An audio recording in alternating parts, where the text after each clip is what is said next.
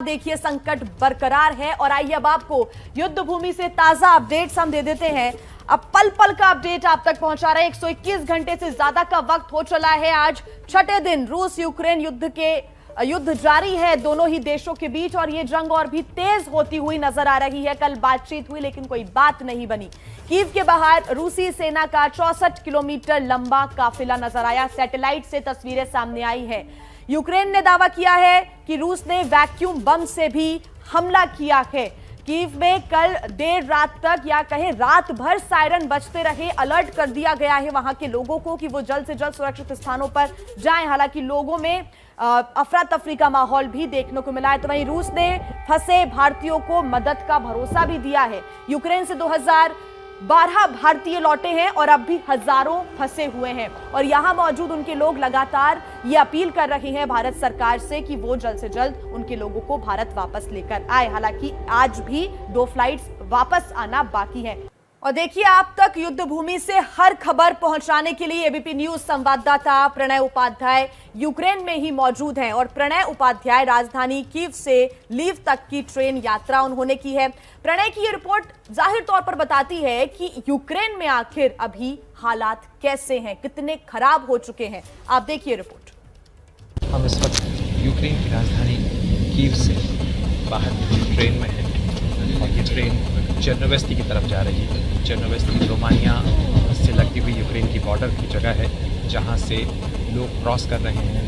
लोगों का इवैक्यूएशन हो रहा है। भारत सरकार ने भी जो पॉइंट्स तय किए हैं उसमें चेर्नोवेस्ती भी एक पॉइंट है। इसके अलावा लवीव से आगे जो पोलैंड का बॉर्डर है वहाँ भी भारी संख्या में लोग मौजूद हैं। और ये ट्रेन करीब 8-9 घंटे का सफ़र तय करके लवीव पहुँचेगी और लवीव से आगे जो है अलग अलग बॉर्डर्स के रास्ते खुलते हैं।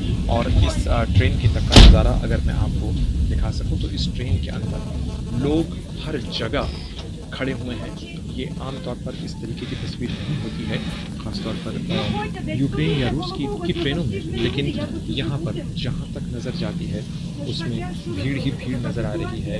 पूरी ट्रेन जो है वो भरी हुई है। ट्रेन में अंदर का नज़ारा है वो कुछ इस तरीके का है। और लगातार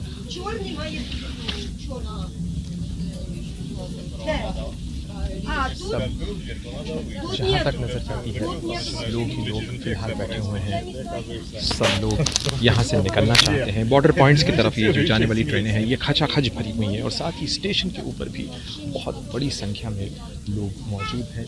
मेरा नाम अवनीश है। मैं यहाँ बोगो मिलिट्स नेशनल मेडिकल यूनिवर्सिटी में पढ़ता हूँ। मैं यहाँ पे 3rd ईयर का छात्र हूँ। अवनीश, कितनी देर आपको लगी ये ट्रेन हसबा अपनी जगह पाने में? क्या रही, किस तरीके की जद्दोजहद करनी पड़ी? मैं यहाँ पे सुबह 8 बजे से खड़ा हूँ और 8 बजे के बाद मुझे बोला गया था कि उज़्गोरोद नाम की जगह पे मुझे जाना है। और तो वहाँ से जाने के लिए यहाँ पे सुबह मुझे 10 बजे का ट्रेन बताया गया जो डिले होके 2 बजे का हुआ। उस 2 बजे होने के बाद मुझे उसके बाद फिर वो 3 बजे का हुआ। फिर 5:30 बजे का टाइमिंग आया। अभी उसका 8 बजे का टाइमिंग आ गया था उसका। तो अभी हम लोगों ने अपना प्लान को थोड़ा चेंज किया है। हम लोग उज़्गोरोद ना जाके लवीव एक जगह है वहाँ से जा रहे हैं और लवीव से उज़्गोरोद के लिए एक बस लेंगे।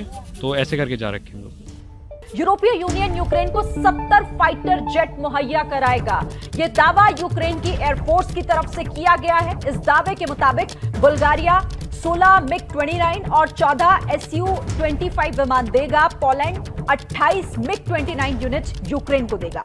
यूक्रेन ने यह दावा किया है उसे स्लोवाकिया से 12 मिग-29 लड़ाकू विमान मिलेंगे। तो देखिए कई देश ऐसे हैं जो यूक्रेन के आगे बढ़कर मदद कर रहे हैं। यूक्रेन ने बताया था कि 28 देश ऐसे हैं जो उसके साथ खड़े हैं, मदद दे रहे हैं। और इसी बीच इस तरीके से हथियारों को दिया जाएगा यूक्रेन को इस युद्ध में लड़ने के लिए। बिल्कुल, हमारे साथ डिफेंस एक्सपर्ट कर्नल दानवीर लगातार जुड़े हुए हैं। खास पैनल हमारे साथ जुड़ा हुआ है इस वक्त, उनसे हम अपनी बातचीत को आगे बढ़ाएंगे। और साथ ही मेजर जनरल ध्रुव कटोच भी हमारे साथ मौजूद हैं। सर, स्वागत है आपका एबीपी न्यूज पर। सर, ध्रुव कटोच जी, मेरा सवाल आपसे ही है कि इस मदद से क्या वाकई यूक्रेन को आने वाले समय में फायदा होगा? क्योंकि कोई देश सेना तो नहीं भेज रहा लेकिन अपने हथियार जरूर लगातार भेज रहा है मदद के तौर पर।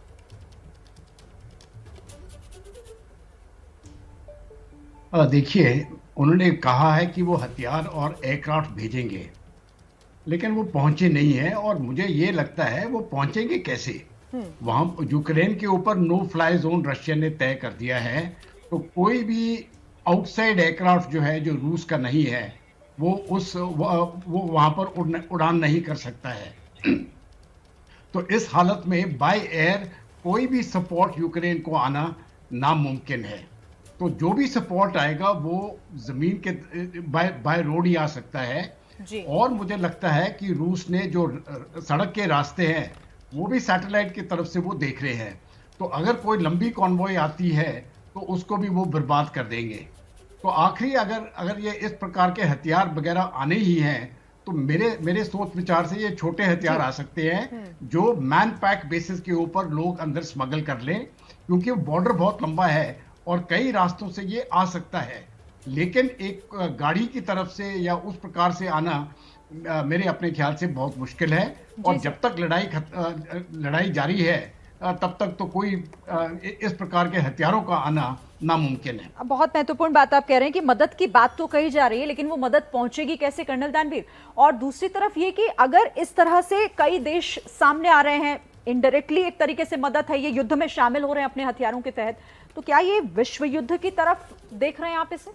देखिए, विश्व युद्ध की तरफ तो खैर ये ज़्यादा हो जाएगा अगर इसको उस तरीके से सोचे, बट हाँ, यूरोप के अंदर तबाही के रास्ते जरूर खुल रहे हैं। जिस तरीके से ये लोग अपनी सपोर्ट आगे लेके आ रहे हैं, ये नहीं चाहते कि ये युद्ध जल्दी से जल्दी समाप्त हो। देखिए, ये युद्ध का समाप्त होना बहुत ज़रूरी है। आपके जियोपॉलिटिक्स और ईगोज़ के चक्कर में हजारों की तादाद में आम नागरिक मारे जाएंगे। तो ये हट जो है छोड़नी पड़ेगी येलेंस्की को और बाकी नेटो देशों को भी, जो येलेंस्की को बढ़ावा दे रहे हैं, उकसा रहे हैं। क्योंकि रशियन आर्मी के सामने जो प्रैक्टिकली अगर देखा जाए तो इनके पास 1% भी चांस नहीं है। जो भी इनके पास जो दिन मिल रहे हैं, जिसमें ये सांस ले रहे हैं, वो रशियन आर्मी की बदौलत ही मिल रहे हैं, क्योंकि अभी उन्होंने उस तरीके से आक्रमण इनके ऊपर नहीं किया है। और जो जनरल कटोच बता रहे हैं, बिल्कुल दुरुस्त बता रहे हैं कि आप मदद पूरे दुनिया देने को तैयार है, लेकिन वो मदद पहुंचेगी कैसे, ये सवाल है। और इनफैक्ट वो मदद इस समय पहुंच भी नहीं सकती है। बिल्कुल, अलग अलग देश यूक्रेन का साथ जरूर दे रहे हैं, हथियार भेजने की कोशिश है, लेकिन ये कोशिश क्या सफल हो पाएगी, ये अभी बड़ा सवाल बना हुआ है। बड़ी खबर एक आ रही है दोनेत्स्क इलाके से, जहां पर दोनेत्स्क ने यूक्रेन के ऊपर एक बड़ा आरोप लगाया है। दावा किया है कि यूक्रेनी सेना प्रतिबंधित 120 मिलीमीटर के मोर्टार दाग रही है। दोनेत्स्क में वही इलाका है जिसे रूस ने अलग राष्ट्र से घोषित कर दिया गया था, और उसी की तरफ से ये बड़ा दावा और एक बड़ा आरोप लगाया गया है यूक्रेन के ऊपर कि प्रतिबंधित मोर्टार दाग रहा है। दोनेत्स्क का ये दावा, मोर्टार से हमला कर रहा है यूक्रेन। 120 मिलीमीटर के प्रतिबंधित मोर्टार जो कि इस्तेमाल कर रहा है इन हमलों में, रूस ने दोनेत्स्क को अलग राष्ट्र घोषित किया और उसी की तरफ से ये आरोप यूक्रेन पर। टीवी चैनल यूक्रेन 24 ने यह दावा किया है कि रूसी स्नाइपर्स ने कई परिवारों की हत्या कर दी। इस दावे के मुताबिक खेरसोन रीजन में भी तकरीबन सभी जिलों में रूसी आर्मी, रूसी सैनिक पहुंच चुके हैं और वहां मासूम लोगों को निशाना बना रहे हैं। सिविलियंस को निशाना यहां पर बनाया जा रहा है। ये यूक्रेन 24 ने दावा किया है, जो कि यूक्रेन का एक टीवी चैनल है। इस दावे के अनुसार रूसी स्नाइपर्स ने कई परिवारों की हत्या कर दी। इस दावे के मुताबिक खेरसोन रीजन में तकरीबन सभी जिलों में रूसी आर्मी पहुंच चुकी है और वहां मासूम लोगों को निशाना बनाया जा रहा है। कई यूक्रेन नागरिकों की हत्या की खबर भी सामने आई थी, उनके मारे जाने का दावा भी किया जा रहा है। यूक्रेन की तरफ से एक आंकड़ा भी सामने आया है और आंकड़ा लगातार ये बढ़ता जा रहा है कैजुअल्टीज का। तो ये बड़ा आरोप लगाया गया है। जिस तरह से रूस ने ये कहा था कि हम सिविलियंस को यहाँ पर निशाना नहीं बनाएंगे, लेकिन अगर बात करें इस यूक्रेनी चैनल की, तो इसकी तरफ से तो ये कहा जा रहा है कर्नल दानवीर कि यहाँ पर हत्या की जा रही है और आम लोगों को निशाना बनाया जा रहा है। देखिए, इस तरीके के प्रोपेगेंडा दोनों तरफ से बिल्कुल बदस्तूर जारी है। और यूक्रेन नेचुरली, क्योंकि उसके ऊपर आक्रमण हुआ है, तो वो रशियन आर्मी को एक डेविल के तौर पर पेंट करने का कोई भी प्रयास नहीं छोड़ेगा। लेकिन साथ साथ ये भी है कि लड़ाई के अंदर इस तरीके की घटनाएं बिल्कुल होती हैं। ये वॉर क्राइम्स होते हैं। हिस्ट्री गवाह है कि चाहे आर्मी कोई सी भी हो, उनके वॉर क्राइम्स होते हैं और ऐसा हो भी सकता है, इसको डिनाई भी नहीं कर सकते। लेकिन एट द सेम टाइम उसको उतनी ही अहमियत देनी चाहिए। ये जब हम समझते हैं कि लड़ाई के टाइम प्रोपेगेंडा दोनों तरफ से बदस्तूर इसी तरीके से जारी रखा जाता है। बिल्कुल, ध्रुव कटोच भी हमारे साथ लगातार जुड़े हुए हैं, लेकिन उसके पहले एक बड़ी खबर अपने दर्शकों को हम बता दें। खेरसौन के मेयर ने भी एक दावा किया है कि शहर के जो सभी एंट्री पॉइंट्स हैं उसको रूसी सेना ने ब्लॉक कर दिया है। उनका दावा है कि रूसी सेना ने इन जगहों पर अपना चेक पॉइंट अब बना लिया है। सारे जो एंट्री पॉइंट्स हैं शहर के रूसी सेना के द्वारा ब्लॉक कर दिए गए हैं। दावा मेयर ने यह भी किया है कि रूसी सेना ने इन जगहों पर अपना चेक पॉइंट बना लिया है। सभी एंट्री पॉइंट्स पर रूसी सैनिक तैनात हैं। उन्होंने अपना चेक पॉइंट यहां पर बना लिया है। खेरसौन के जो मेयर हैं उन्होंने ये बड़ा दावा किया है। इसके पहले यूक्रेन के चैनल के द्वारा दावा किया गया कि जो रूसी स्नाइपर्स हैं वो अब परिवारों को, मासूमों को अपना निशाना बना रहे हैं, उनकी हत्या कर रहे हैं। कई दावे रूस ने भी किए हैं। रूस ने दावा भी ये किया है कि दोनियस्क पर भी हमला किया जा रहा है, तो वहीं दोनियस्क की तरफ से दावा किया गया है कि मोर्टार यूक्रेन की तरफ से दागे जा रहे हैं। ध्रुव कटोच जी हमारे साथ जुड़े हुए हैं लगातार। ध्रुव कटोच जी, ये दावे रूस की तरफ से भी हैं, यूक्रेन की तरफ से भी हैं। यूक्रेन की तरफ से एक बड़ा दावा है कि अब सीधे परिवारों को, इनोसेंट लोगों को निशाना बनाया जा रहा है रूसी सैनिकों की तरफ से।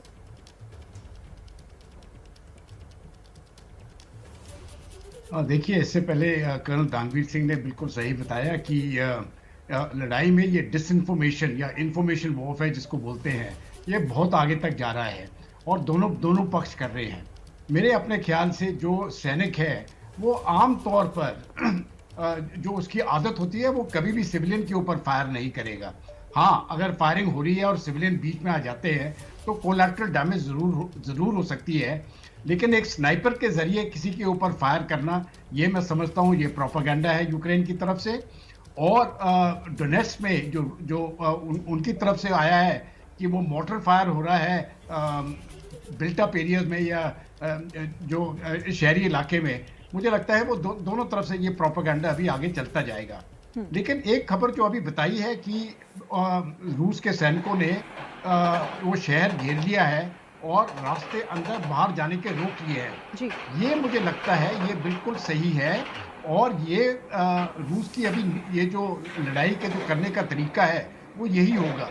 वो पूरे उस शहर को पूरी तरह से घेर लेंगे, लेकिन शहर के अंदर लड़ाई लड़ने की कोशिश नहीं करेंगे। वो बिल्टअप एरिया में इस प्रकार की लड़ाई करना बहुत मुश्किल होता है और उनको बहुत नुकसान उठाना पड़ता है।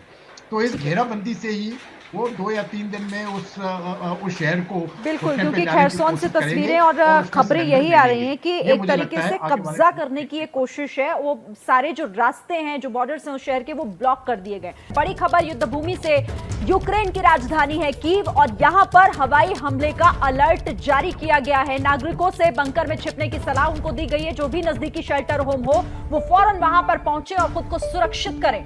युद्ध भूमि से ये बड़ी खबर, एक और हवाई हमले का अलर्ट यूक्रेन की राजधानी कीव, जो कि घेराबंदी लगातार यहां पर रूस के सैनिकों की तरफ से की जा रही है और कीव तक पहुंचने की कोशिश, कीव में घुसने की कोशिश रूस के सैनिक लगातार कर रहे हैं। हवाई हमला हो सकता है, इसे लेकर अलर्ट जारी किया गया है।